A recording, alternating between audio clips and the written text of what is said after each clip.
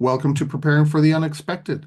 I'm your host, Alex Fullick, and as always, we like to talk about things related to business continuity, resilience, crisis management, anything that helps you, your organization, or your community respond to, prepare for, and overcome adverse situations. If you'd like to be a guest on the show, please feel free. You can find me on LinkedIn. I am the only Alex Fullick there. I'm really easy to find, and I do respond to everything I get. Today, we're going to be talking about ESG and resilience. And I'd like to welcome back to the show today for his second appearance, Harsha Sastry. Harsha, welcome back. Hi, Alex. Wonderful. It's a very good morning to your audience as well as our audience in your show of preparing for the unexpected. And today, let's see as to how we can be prepared for the unexpected.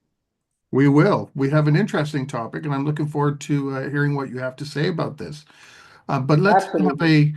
a quick recap of what you do and how you got into what you do, just so for our listeners around the globe, so we know who we're talking to today. Absolutely. So I'm Harsha Sastry and I'm a resilience professional. I am an MBCP from DRI. I've done many multiple certifications across the resilience and the continuity space.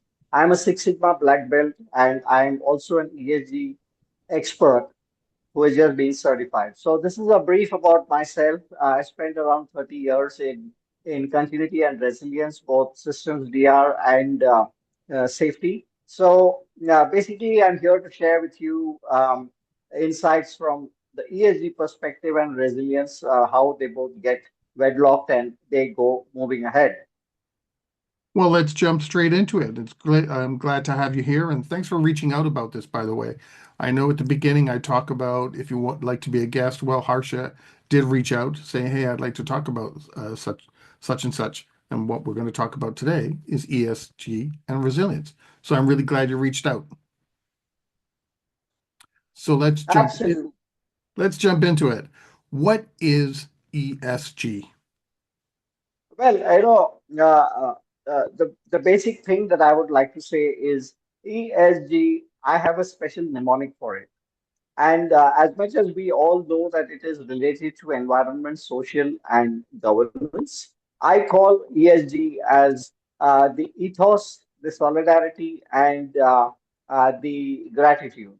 So basically, it's a combination of all these three elements, which brings a different paradigm shift for the boards all across the world and all across organizations, as well as people in various countries, because everybody has to be very highly concerned and highly conscious about the environment that we all live in, about solidarity of not only isolating oneself but also knowing that what you do is a receivable item for someone else, and what the other person does is a service that you get from the other person, and vice versa.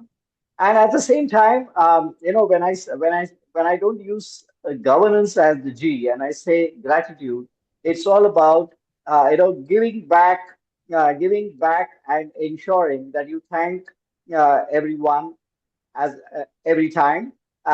It's including the environment, the nature, and the atmosphere that you live in, because unless and until you have this running in a sustainable manner, you would not be in a position to actually exist. So it's all about survival, not only for yourself, but also the next generation.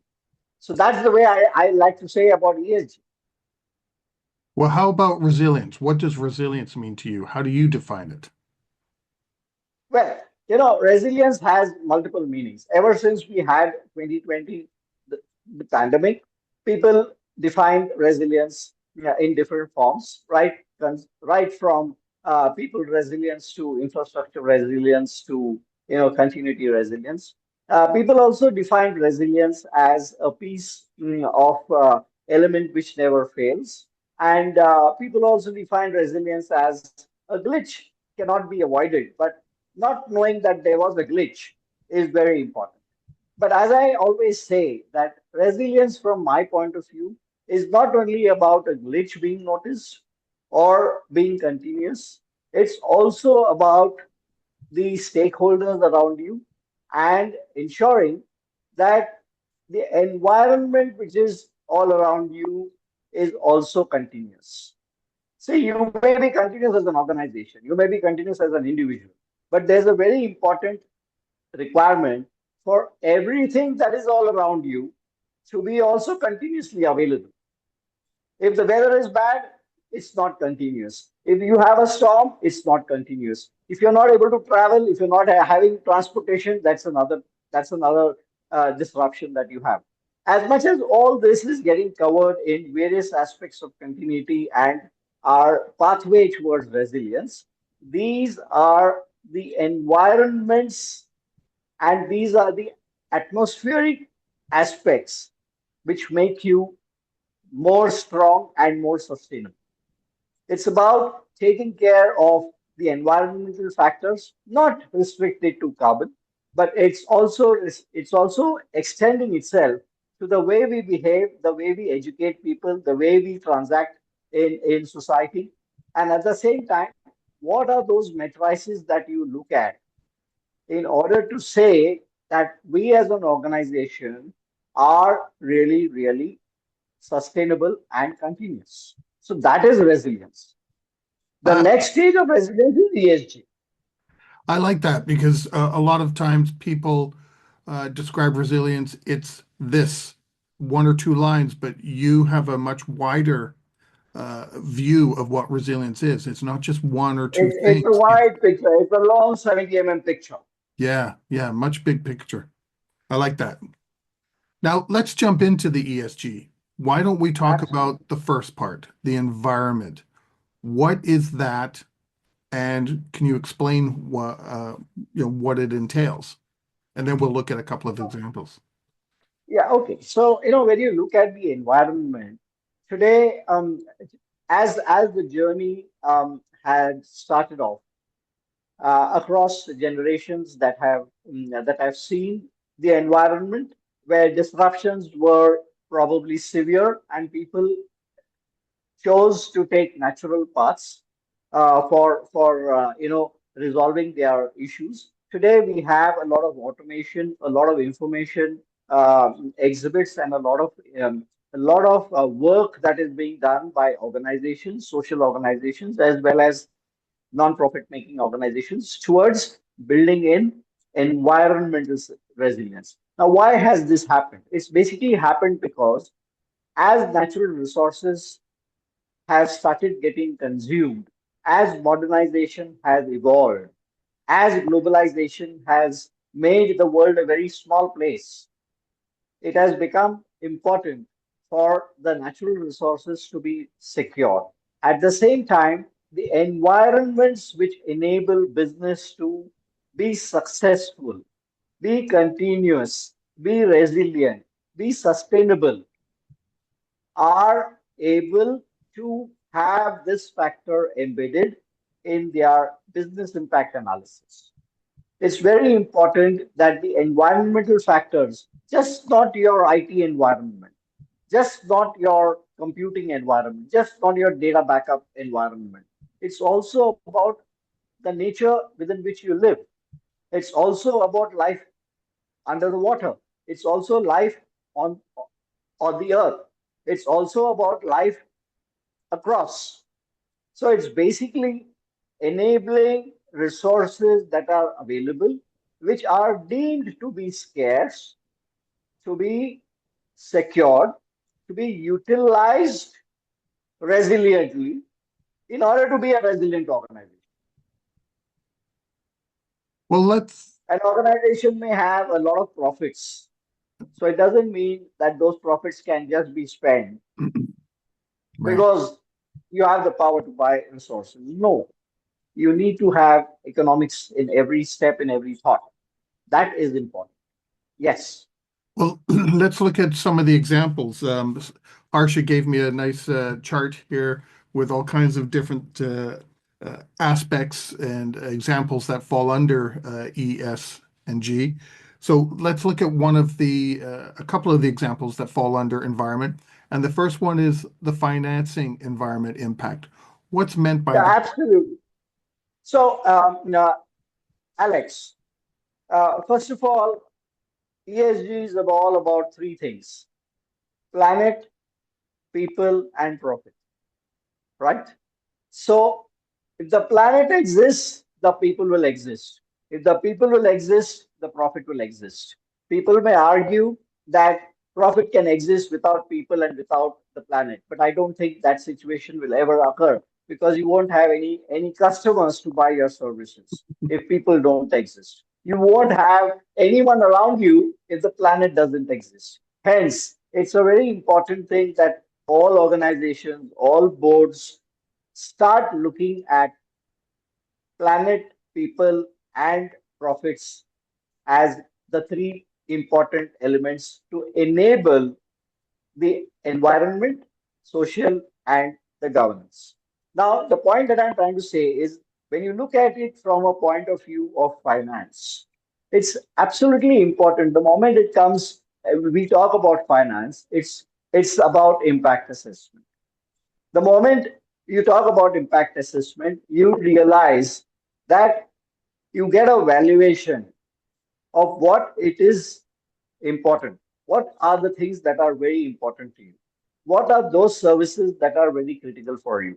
Who are those people who are dependent, who you are dependent on, and who are dependent on you?